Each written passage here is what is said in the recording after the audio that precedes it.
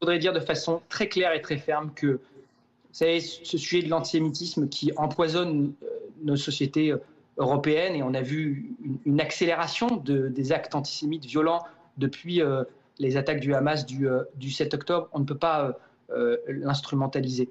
Le président de la République, le gouvernement ont toujours été extrêmement mobilisés contre l'antisémitisme. On a aujourd'hui en France nos forces de l'ordre auxquelles je rends hommage, nos forces de police qui sont devant les synagogues, les lieux de culte, les lieux de mémoire juifs pour les protéger. On a toujours eu une parole extrêmement claire et ferme et une action de la part des autorités, donc que ce soit le président Netanyahou se trompe.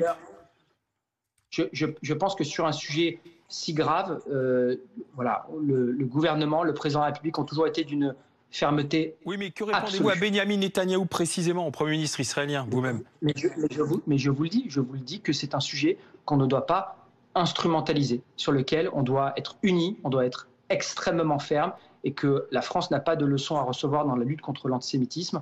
Le président de la République, le gouvernement a toujours été ferme. Nous avons une augmentation. Donc, nous n'avons pas de leçons à recevoir de M. Netanyahou, c'est ce que vous répondez ce soir.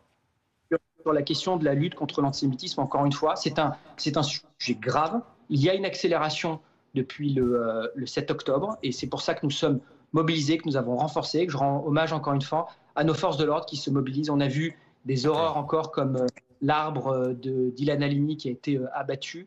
Il y a des ennemis de la République, il y a des gens qui continuent à alimenter l'antisémitisme dans notre pays. Il faut les combattre avec la plus grande fermeté, et là-dessus, voilà, nous le faisons. Nous n'avons pas de leçons à recevoir de l'extérieur.